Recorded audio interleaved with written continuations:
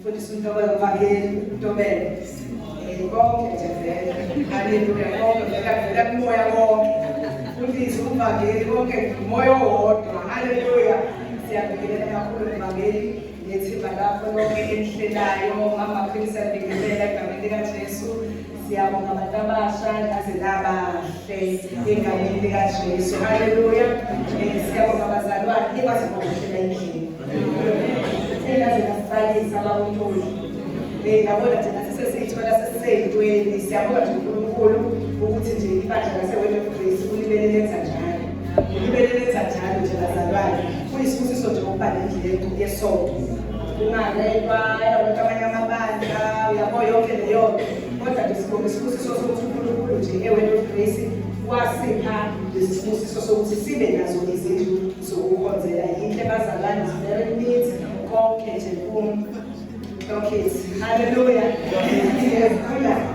haleluya siyabingelela bazalwane siyabonga kakhulu sesifikile endlini kaNkulunkulu we thank you sibonga umoya ogcwele kakhulu siyayizwa imbovu yakhe bekungayinkinga vele ukuthi sibe sakhulela wanikeza lenkonzo itheme ukuthi kube i-Holy Spirit Convention singamuzwa singazizwa ekhona vele ukhona uhlala nathi ukhona vele kodwa siyayidinga leyo nto ye-confirmation yokuthi unathi fanele nje ukulangazelele i-confirmation yokuthi moya engcwele usanami vele ukhona uhleli kithi kodwa ngaso sonke isikhathi uvuka iminithi neminithi uyayidinga leyo nto yokuthi akonfirm umoya engcwele ukuthi ukhona haleluya bazalwane ngicela sinje sireleseni sivuleni amabhayibheli ethu ngiyacela nje umoya engcwele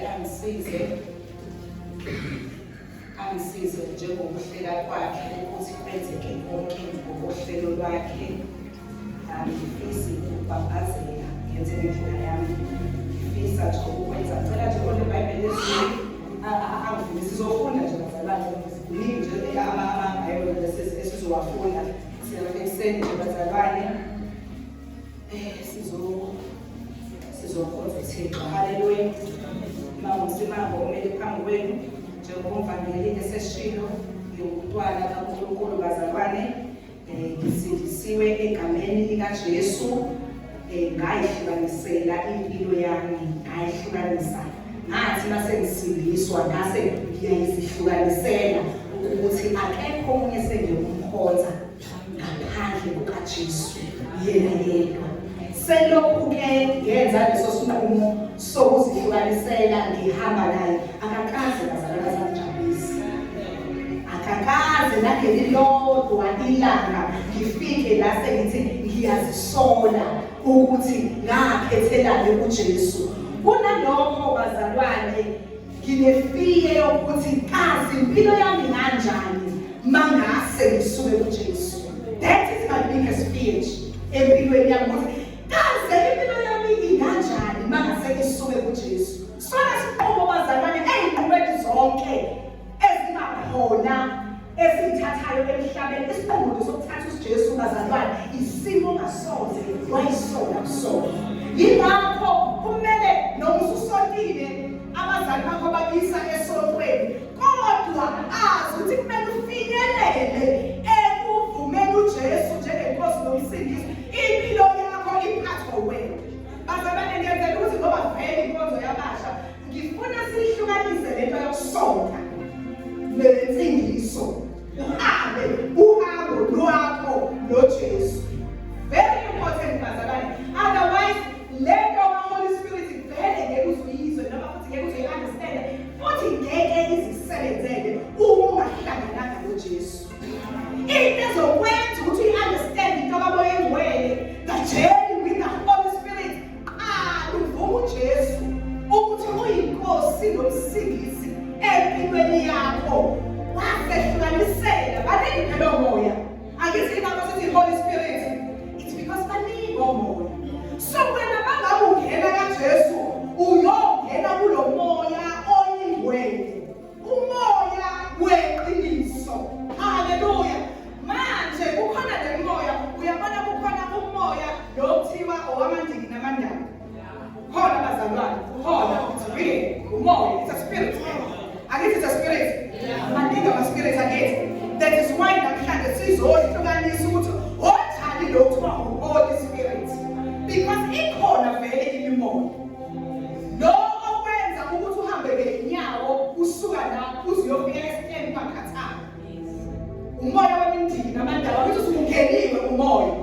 Mawungeniwe umoya uyazikhohlwa kuwena angithi. Dokotela noma uthisha mayisengene umoya wamandini namandawo uhamba ngenyawo barefooted. Agcobe ibovu angithi. Uyakhohlwa ukuthi nguthisha uyakhohlwa ukuthi ngudokotela. Akusaphili yena sekuphila bani umoya kuye. Umoya osutshela yena ukuthi wena uzokhumula ikhathuka. Wena uzohamba le-distance futhi awuzulizwi ibanga. Ozolisuka naye wena uya esitenda. Uzolibela uhambe futhi wena uzoba nesibindi. Akukho kuzoba endleleni yakho. Asikho ngisisigebeke sobe wena ngidinga sitenda. Bafana ngebeda empilweni yakho. Akukho futhi ozodinga. Wenziswa yini? Umoya. Hallelujah. Akusawena ophilayo. Sekuwumoya ophila kuwe okwenzisayo. Njengoba uMpostoli Pawulu ethi, I no longer live. Saphili mina. Kodwa sekuphila bani? Christ in me, who lives. Hallelujah. Angisenzi okuthandwa yimina. Sengenziswa umoya oyingcwele. Yiwo osozongidirector. Ongenzise nalokhu engingakufuni. Kodwa ngenxa yokuthi usungenile, uwona osozongenzisa. That is the Holy Spirit. Angithi ngiyayibona imoya. Nokho angithi ngiyabona uoperator kanjani wasemhlabeni. Lo manje namandawo. Ngiyenzela ukuthi si-understand ukuthi allow the Holy Spirit ukuthi enze into yakhe empilweni yakho. Ila uzoqala khona uyi-understand le nto ekuthiwa is the journey with the Holy Spirit. Nginamavesi amaningi. Omunye uzongibambela elokuqala uLuka 24 uverse 49. Mina-ke ngizofunda ngale version yami ezobe ngiyiphethe i-New Living Translation bangabe unayo nawe-ke ungawusungulekelela. Sizoqala nje kuLuka 24 uverse 49. Siya kuJohn 16 verse 13. Lesivule ngawo inkonzo. This is the confirmation of the Holy Spirit. Hallelujah. Siqede lapho siye kuye kuJohn 14 verse 26. Bese siya kwabaseKorinte uqala verse 12 siye ku-1:11.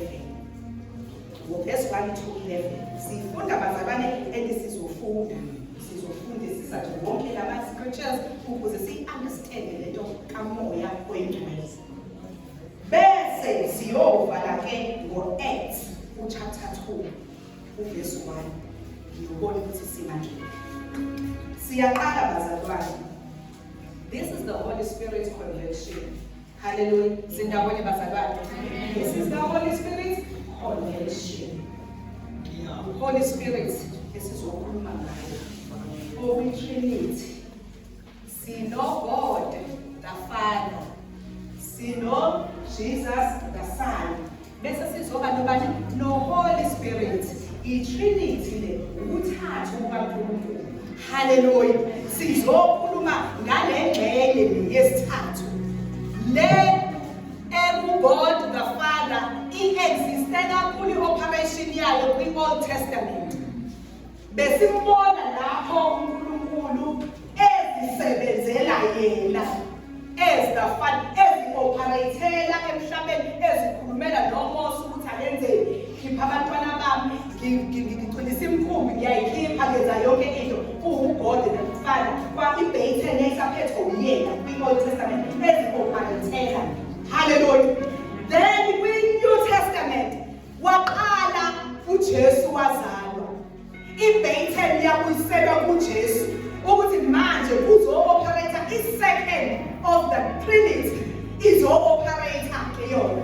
Yila sibona khona uJesu e-operate-ke esenyameni, ehamba nabafundi bakhe, enza zonke izinto, efundisa, ekhuluma zonke izinto nezenzeka njengamanje.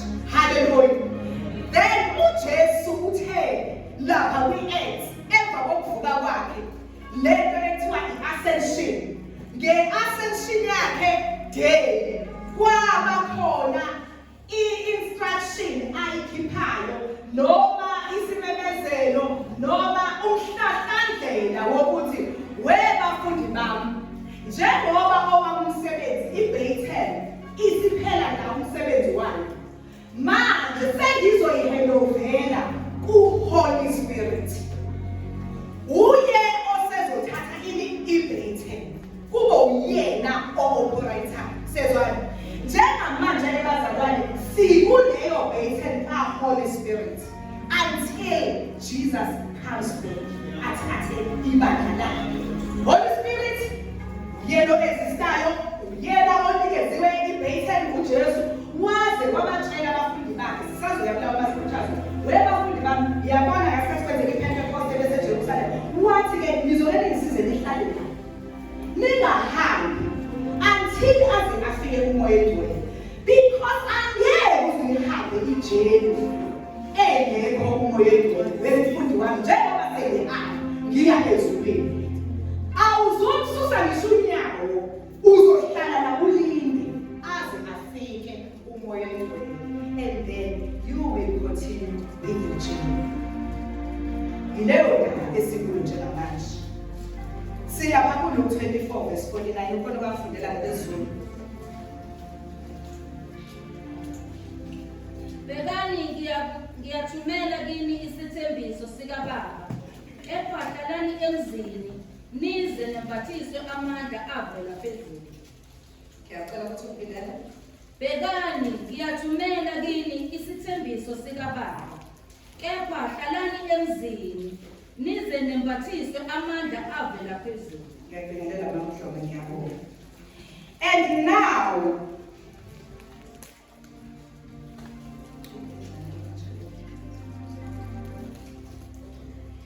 And now I will send the Holy Spirit just as my Father promised. But stay here in the city until the Holy Spirit comes and fills you with power from heaven. Amandla vela bazalwane uspecific ukuthi imaphi amandla abazobe sebegcwaliswa ngawo. Amandla avela lephi bazalwane? Ezulwini kuba. Hallelujah. Siyahamba siya ku John 16 verse 13.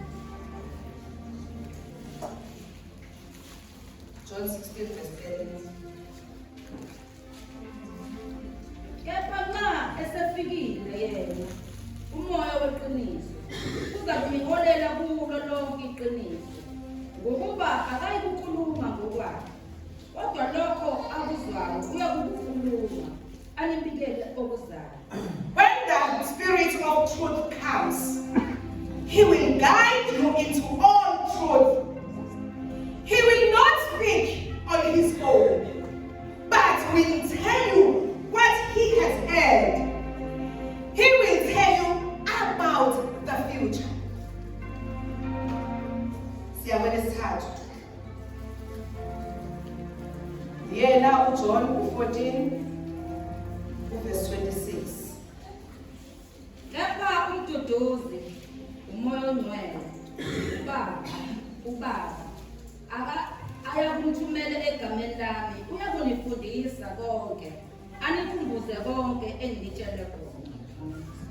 But when the Father sends the advocate as my representative, that is the Holy Spirit, He will teach you everything and will remind you of everything I have told you.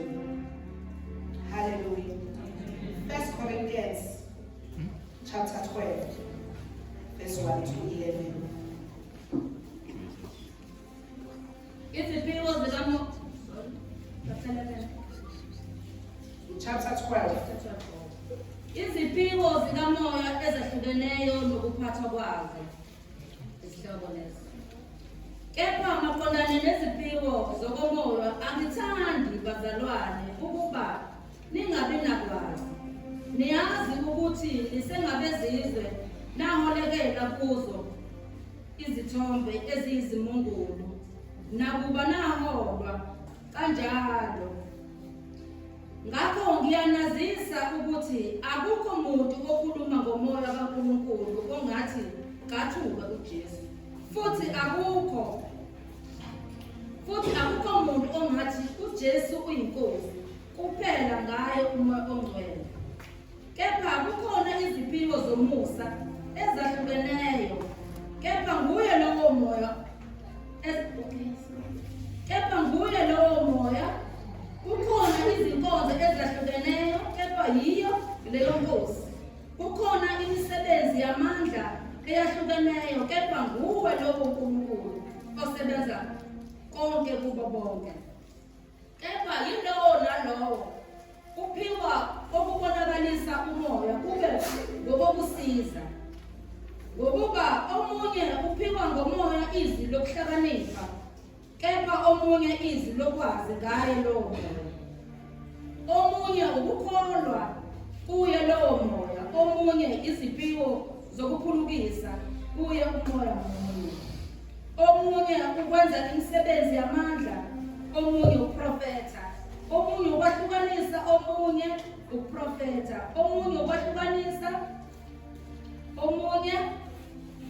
omunye ukwahlukanisa omoya, omunye ukukhuluma izilimi ngezilimi, omunye ukumusha izilimi. Kepha konke lokho kusetshenziswa nguyena lowo moya omunye. Ebabela yilowo nalowo ngokwakhe njengokuthanda kwakhe.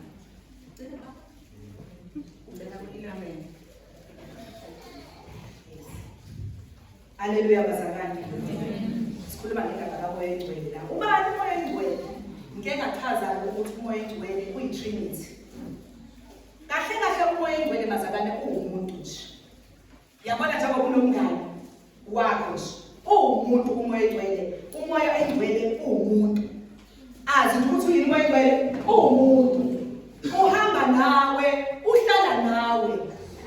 Ngekhathi zonke umuntu nje uMoya Engcwele ukhona, uyakwazi ukwenza conversation naye, uyaxoxa lonke udaba, umuntu nje uMoya Engcwele. It's just that yena uyi-spiritual being. Akekho in a human form njengamanje. But uwumuntu uMoya Engcwele. Hallelujah. uMoya Engcwele bazalwane unemsebenzi. Angithi ngishilo vele ukuthi umukelwa kanjani, utholwa kanjani uMoya Engcwele. Uhlukane kube khona uMoya Engcwele bese kuzoba khona uNgcwele. Wena ungena kanjani uMoya Engcwele? Sengichathile bazalwane ukuthi how do you have this relationship noMoya Engcwele? Through Christ Jesus omemukelayo ngesalvation. Hallelujah. Ake sibukele imisebenzi kaMoya Engcwele ukuze simu-understand nawe uzifuna ukuthi kaze nginayo yini uMoya Engcwele. Nginayo yini? Fanele phela sikwazi ukuchaza ama-characteristics kaMoya Engcwele, sichaze ama-roles kaMoya Engcwele ukuze uhambe nomuntu omaziyo kuphela.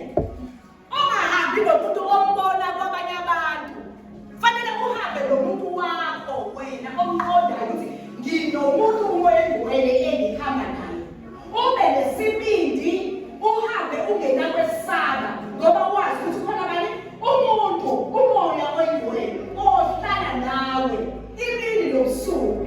Yena umuntu ongashiyani, uyena umuntu ohlele nawe ngaso sonke isikhathi. Umuntu uMoya Engcwele. uMoya Engcwele bazalwane awukwazi ngisho ukumfihlela ini ngisihlazo lakho.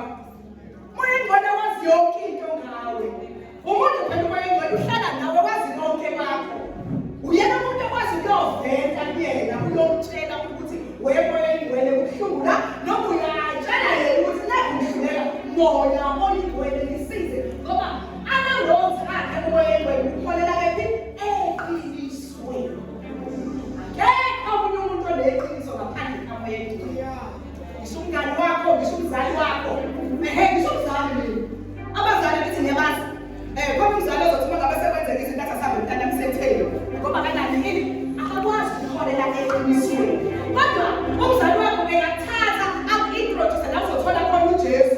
Bese uhlangana noMoya Engcwele ozokuholela ngempilo wena eqinisweni. Yingakho uma uwumzali kunengane ezisindisiwe lapha awukhathazeki. Yazi thembele uMoya Engcwele lokuyona. Awusakhathazeka ngoba uyamazi ukuthi unomuntu uMoya Engcwele ozokuholela eqinisweni.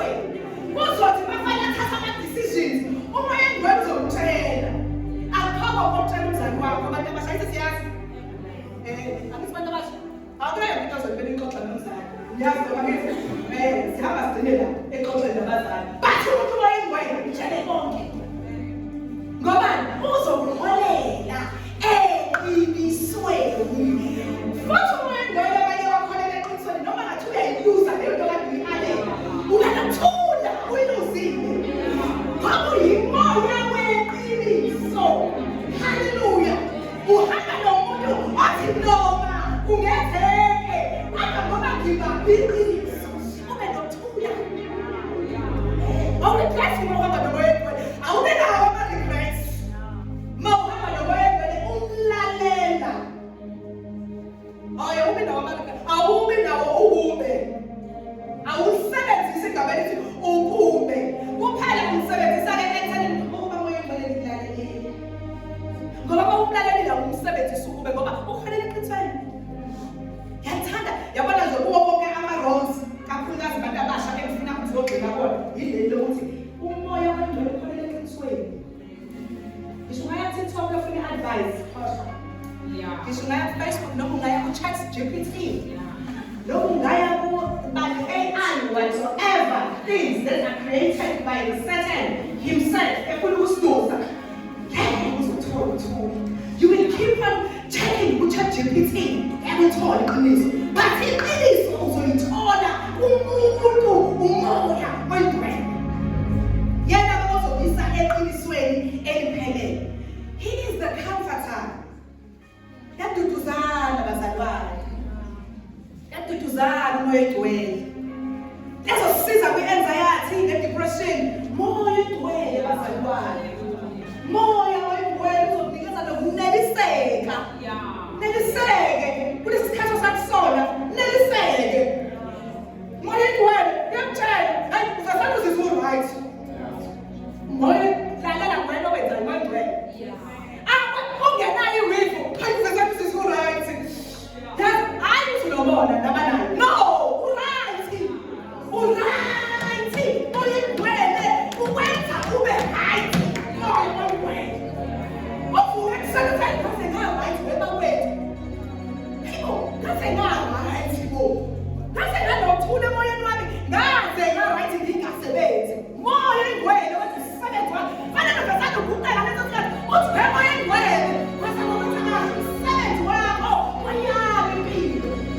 But I better understand the right. That's not a good way. What's the more you way? Hey, what's the more you have to say? Hey, what's the more you have?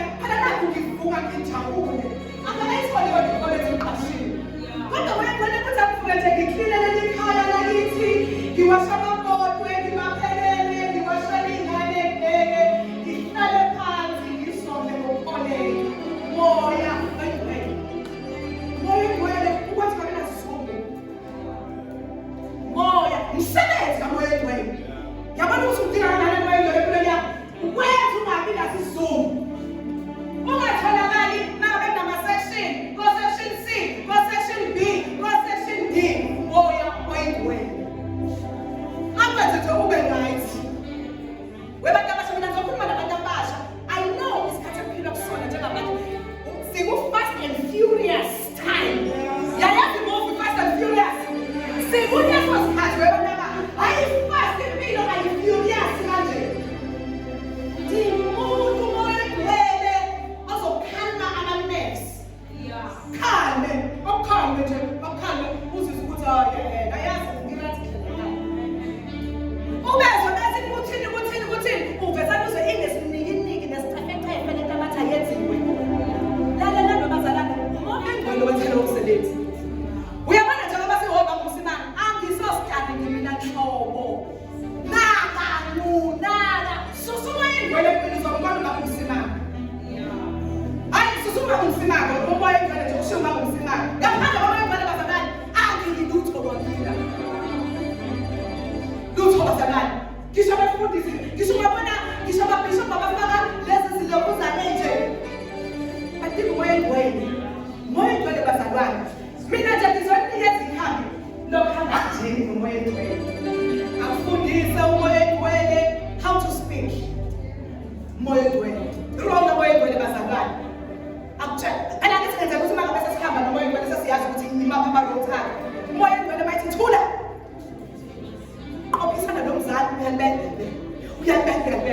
uyabeka unomoya kadayibona mayibona kuthela ukuthi uyingane wena noma bethiwa uwena osusebenza la ekhaya umama la ekhaya asebenzi uwena ofaka igrosa uwena ofaka amakhethini uwena orenovate indlu lalela akazubeka umama kubeke mawulo muntu umoya engcwele uzokutshela isikhalo sakho sokuthi uhamba ufile awusadlulile amarozi kamoya oyingcwele sisakhuluma ngempilo nje general akithi bazalwane athi-ke omunye umuntu-ke wevakela intobeko mangabe kuyixoxelwa nje kuyi-open conversation athi umuntu ayasibekele eceleni kancane indaba kamoya engcwele kwento esafuna inkulumo ungabusayilalela leyo nto asimleke eceleni umoya engcwele alikho ixesha lokuthi sisabela eceleni umoya engcwele manje sesikhuluma ungamane nje angazi uyibhedele nje uyikhulumele ibhedele yabona lento ethe asimbele eceleni umoya engcwele azi ukuthi vele uyisekho ayisekho bese uyiyeke ungabusayi inkulumo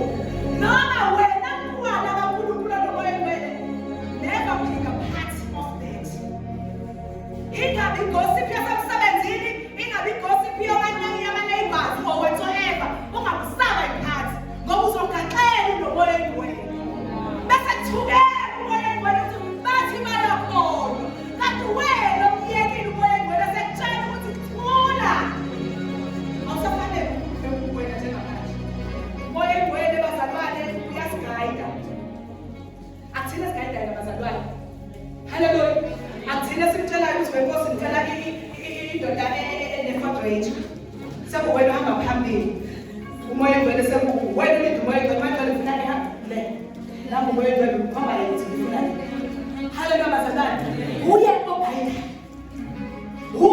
ogayidayo haleluya he orders our steps uyena o-order abantu azalane our steps uyena futhi o-order even our thoughts agayida even our thoughts uye alawe umoya engcwele ngoba ezinye izolo bazalwane ziqala ngemicabango ngithi siyakwazi lokho umoya engcwele ngisho imicabango yakho ayigayide ukuthi ngicabangani ngoba isono siqala emcabangweni udinga ususiyethathela udinga ususenza asikho esivezane siqatha sithi nje ziphansi zonke ziyaplanwa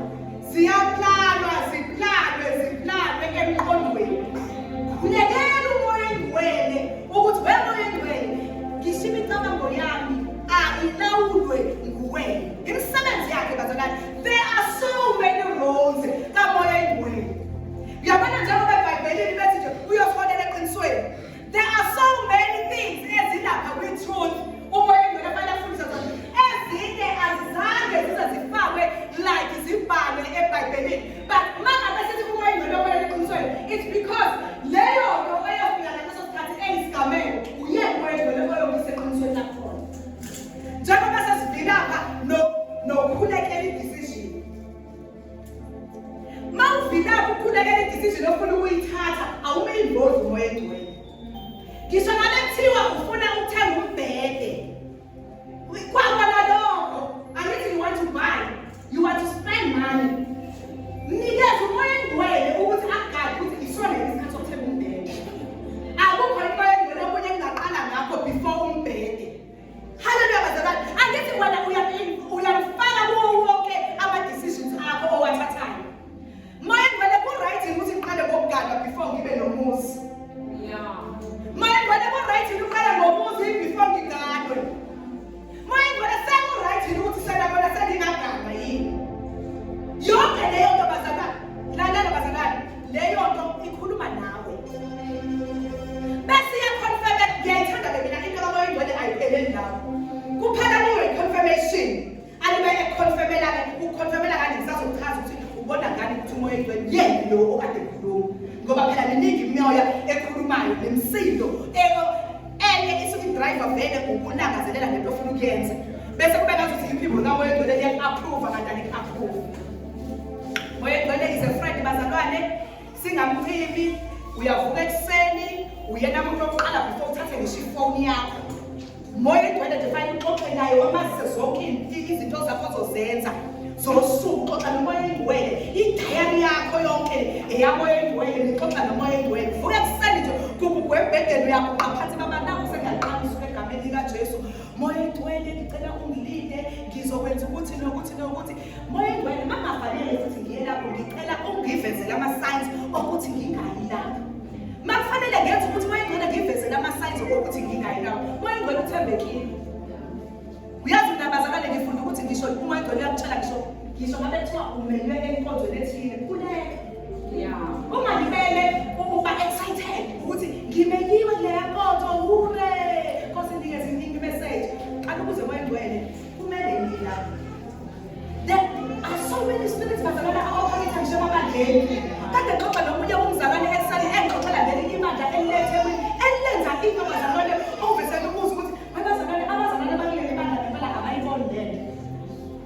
Wena bese usuyayithola usukulelo wish usuyogqoza kuleyo moya uyayizwa ngikhuluma mina ngeklini indaba yokukhonza nje uNkulunkulu ayizwa ngibona kahle hayi yokhonza uJesu mina ngikhala kaNkulunkulu vele mina yokhonza uJesu kanti nawo kusa angithi ene oPaul noSila bahlangana nowesifazane wabatshela ukuthi nina ningamadodana kaNkulunkulu akhuluma indaba ezimnandi were yabo masisethwa ngekhono qhamlayo sho lokho mhlawumbe ezikhathini zamanje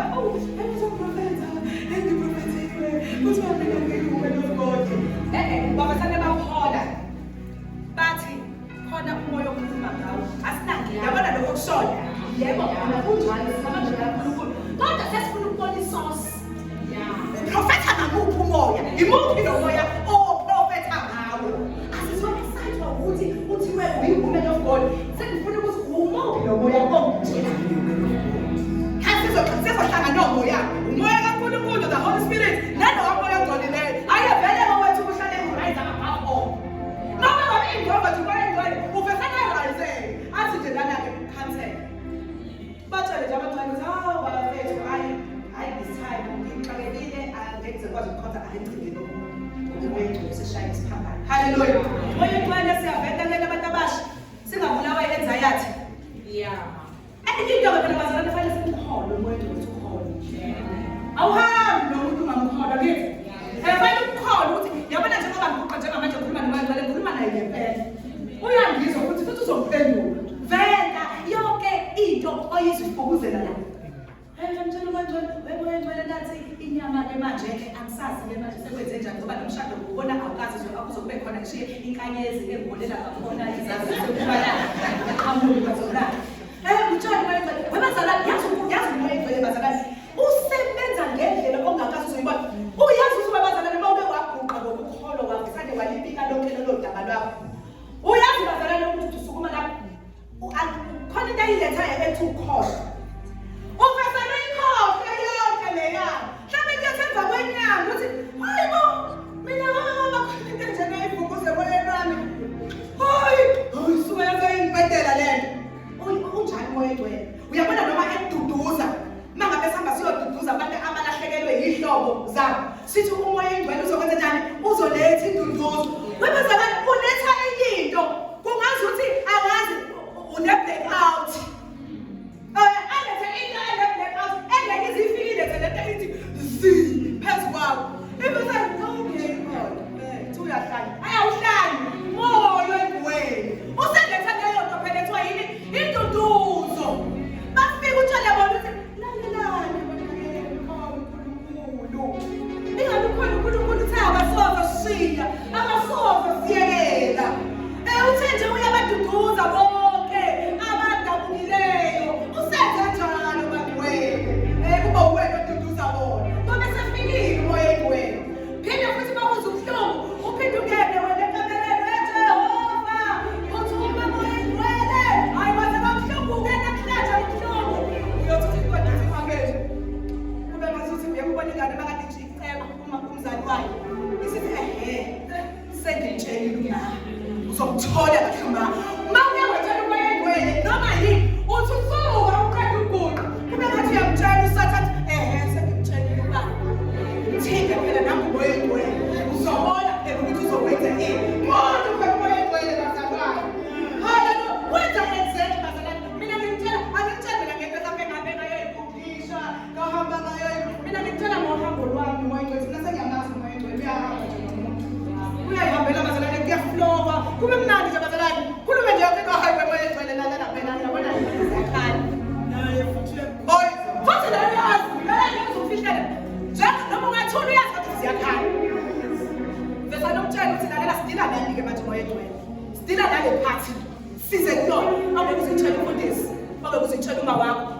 tshela umkhokheli, tshela umoya engcwele. Phinde ubuyele basaqhubeka, phinde ubuyele, ufaste, ubuyele, uzokubona sekwenzekile. Uzophinda futhi wena ubonge. Uwena uyakusuma la ngelinye ilanga ukuthi ngiyamazi umoya engcwele. Okunye-ke bazalwane sesingene ekukholweni-ke manje-ke. Yini-ke irole kamoya engcwele ayenzayo-ke usumntwana endlini kaNkulunkulu? Sifundile laphana ngeziphiwo zikamoya. Umoya engcwele uyena okugayida aku-ashamishele kwi-gift of the Holy Spirit akunike yona ukuthi ukhonze imali.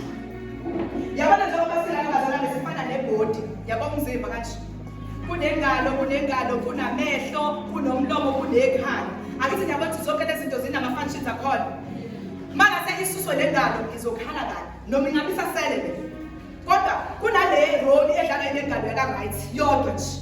Bese kuzoba khona irole edlalwa amehlo, siyakwazi lokho. Yikhala. Yini nje mase sathiwa manje awusacrifice ngayo kulo mzimba wakho. Ikhona into ngathi hayi baba umsimanga mina ngicela abantu ukushiya ubozo. Bozo ubhalansa ngawo wona bhalansa ngawo ubozo bese kunjani bazalwane usuyowa. Yini edineka bazalwane basuyowa? Ubozo. Niyakwazi ukubona kanjani? U-understand ukuthi ubozo wona bhalansa ngawo masashubile? Angisiyakwazi ukubona kanjani ubozo?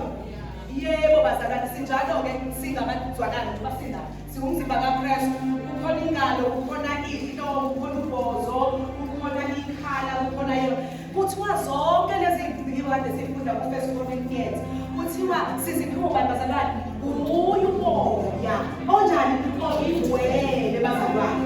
Noma ngabe umvangeli uphiwe ba umoya engcwele, noma ngabe kuthiwa umfundisi the pastor wenze njani uphiwe umoya engcwele, noma ngabe kuthiwa ukhuluma ngelimi izilimi zinika zomani umoya engcwele, uyaprofetha uye nomoya. Bese lithi-ke bazalwane usiphiwe ukulinganisana nokulinganayo. Uyezwa webozo, uyezwa wetitsana, uyezwa wekhala. Sinikeziwe ini ngokulinganayo. Mangabe wayephe i-teaspoon, uphi i-teaspoon umvangeli, aphi i-teaspoon ubani, aphi i-teaspoon ubani, aphi i-teaspoon. Umoya engcwele ngoba ama-gift of the spirit uyawadinga awu-operate ebandleni.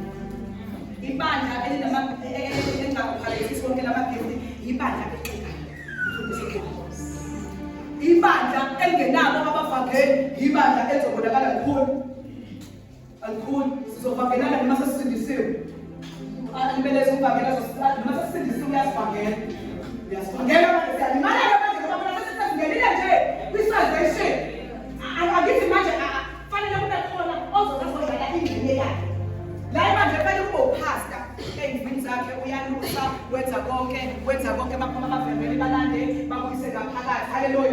Bese kuba khona abaprofethi bayaprofetha asikwazi ukubele siyibani unyaka ophelile uNkulunkulu akasho ukuthi thule nje uNkulunkulu hey akhona ukuthi akushiwo nanokuthi kuza imadlana commission noma kuza akwasibikho nje esisenthayo emhlabeni esikukhulekele noma ngaphakathi nje bandleni nemoya nje ekade sokuvangeli ethi asizweni phela noma sekungene izinto ezingafanele ebandleni. Asizweni bazalwane basesezokuphalayisa enye imimoya. Asizwe thina sisinife bakhi abaprofethi abazosinifa bese ukuthi kwenzakalani njengamanje. Kukhulunywe ngeyimi bazalwane. Khona yini nje ilovile nje. Zilovile nje. Yazi ngoba sithi sikhona abantu bahambile bayishithele isitho bese kodwa ngekho abakolethi abasethuwe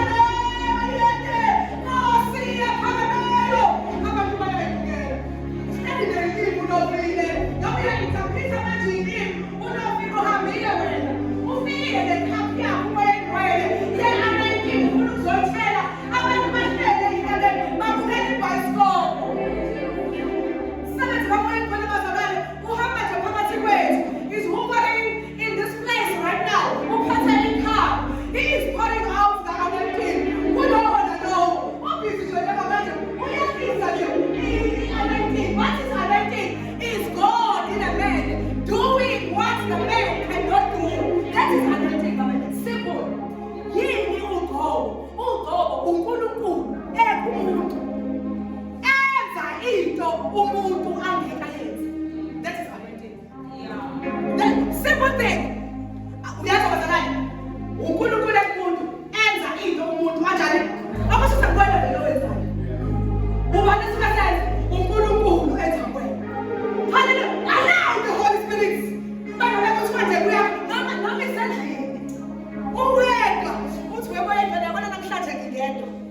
uhambe wonke umuntu la ekhaya. Yimina nawe. Akawenze noma yini othandayo ngami. Ngiyayivuma la inhliziyo yami moya engcwele. Ngicela nje wenze noma yini moya engcwele. Ya, mangabe kuwukuthi isiphiwo sama-tongues sikhona, manifesta manje moya engcwele. Angizizwe ngingedwa. Hayi, ngifuna ingcwele sezoqhamba sesibaza kahle. Angizizwe. Angibone ngingedwa ngize ngiyivuse. Angikhale ngingedwa ngize ngiyisule ngiyithembise. Allow the Holy Spirit every day. Uyageza amaqhubu, uyageza nayo moya engcwele, moya engcwele. Ezintando yakho. Moya engcwele ufuna ukuthi uyinikele bazalwane. Thatha konke nginakho. Yenza intando yakho. Bazalwane yileyo nto ethi kube mnandi khona. Allow the Holy Spirit. Mvumela nje umoya engcwele. Khohlwa umngane ohamba naye, khohlwa umyeni wakho, khohlwa uwife. Mase usungena njani naNkulunkulu wena moya engcwele. Mangabe umoya engcwele guqa guqa. Mangabe umoya engcwele ziyashinga ebese. Musuke mekhaya. Ufuna ukubasonga. Ngekhaya, ufuna ukubasonga. Ngenxa yemekhaya. Allow bazalwane kumnandi ukuhamba nomoya engcwele. Hey, I so wish bazalwane ukuthi kungakhona nje othi angakaze nje ngizwe into kamoya engcwele bazalwane. I taste ukuthi Davide taste and see that the God is good.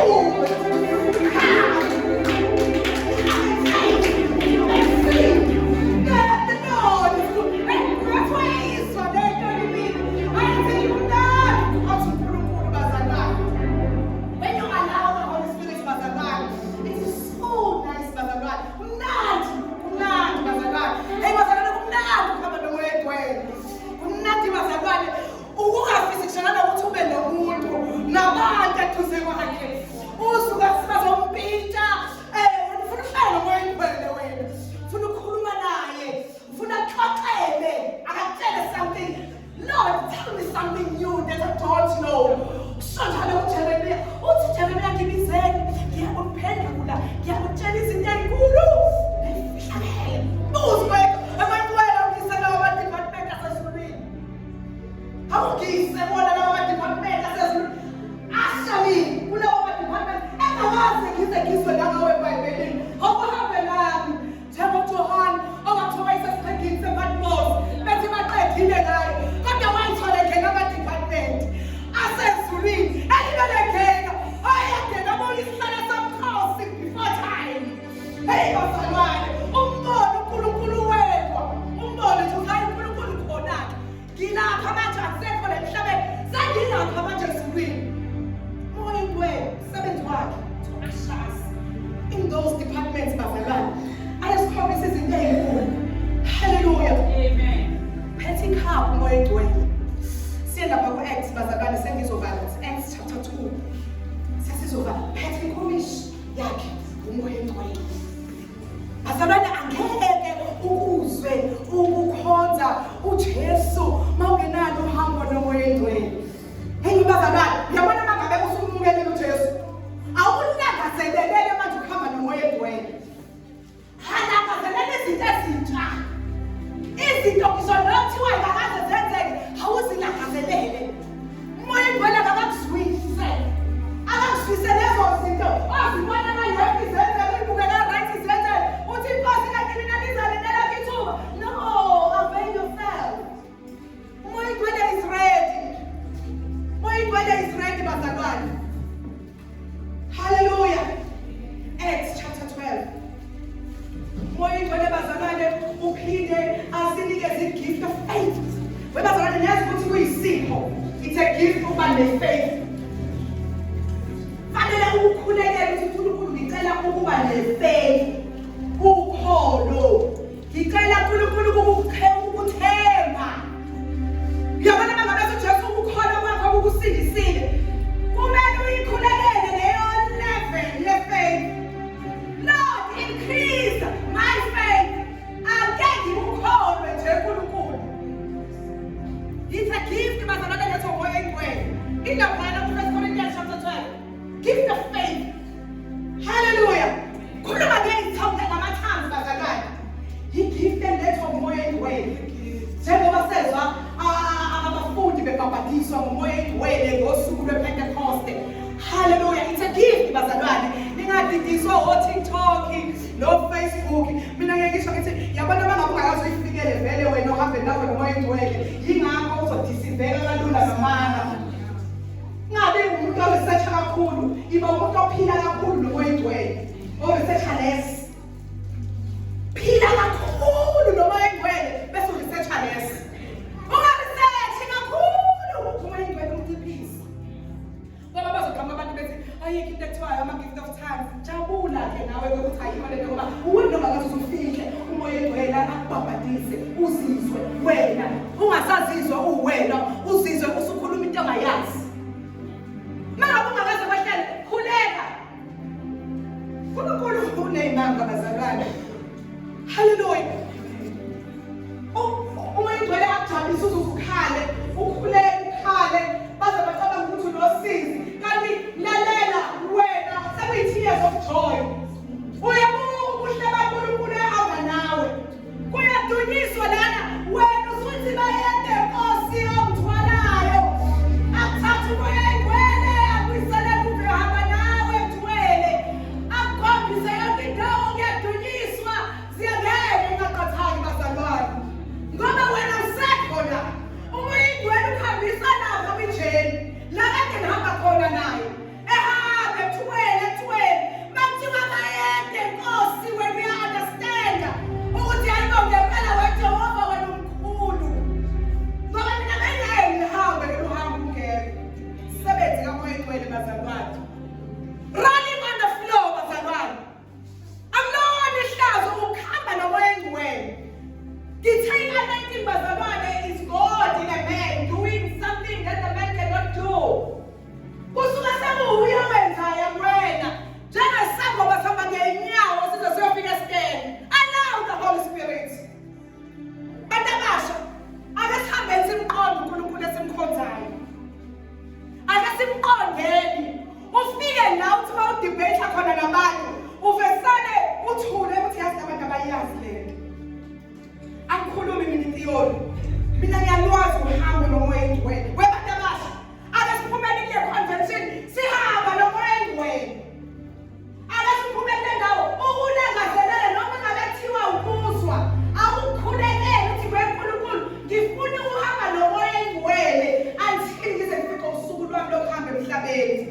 Uyoyizwa bazalwane kumnandi ukuhamba emkhonweni uhamba nomoya engcwele. Kumnandi bazalwane kumnandi. Kumnandi. Khohlwa yiyo yonke into ngoba wena uhamba uhambo nomoya engcwele. Acts. Mamla musumtholile Acts chapter 2 verse 1 to 7. Ngiyabala bazalwane. Ukuthululwa kukamoya ongcwele. Hallelujah. That's one. Kwathi selufikile usuku lwePentecoste. Amen. Bonke basebuthene ndawonye. Hallelujah. Ngokungazelelwe kwavela ezulwini inhloko Jesus. bongathi ukuvunguza komoya onamandla. Hallelujah. Lona yagcwalisa indlu yonke ababehlezi kuyo. Wase kubonakala kubo izilimi ezahlukeneyo kungathi ezomlilo. Zahlala phezu kwalowo nalowo kubo.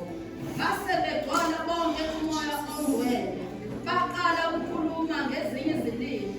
Njengalokho umoya wabapha ukuphumisela. Kepha kwakukhona abaJuda abaphile eJerusalema. Amadoda akholwayo evele ezizweni zonke eziphansi kwezulu. Kwathi kuzwakele lowo mdumo uqhuqaba kwabuthana baphithisa ngokuba kwaba yilowo nalowo wabezwa bekhuluma ngolimi lwakubo. Bethuka bamangala bathi bheka bonke laba abakhulumayo abasibo abaseGalile na. Amen. Ngicela ungene lapha ku verse 17.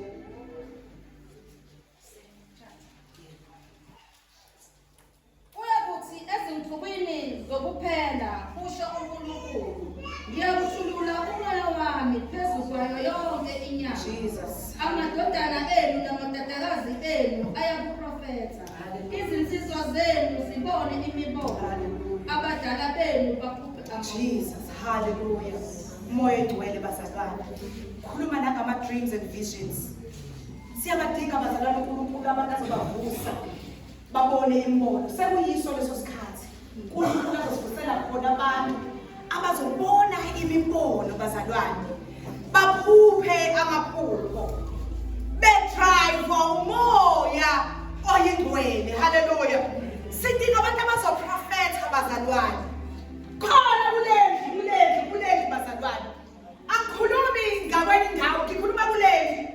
Sidinga abantu abazokhuluma ngezilimi, banandi message evela kuNkulunkulu.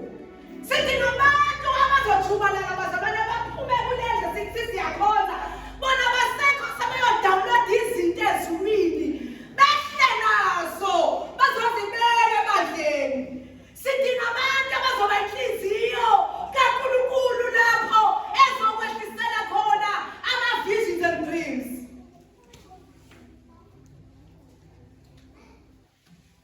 Yiso lesi sikhathi bazalwane, siphakameni uMoya Jesus. Yiso lesi sikhathi lapho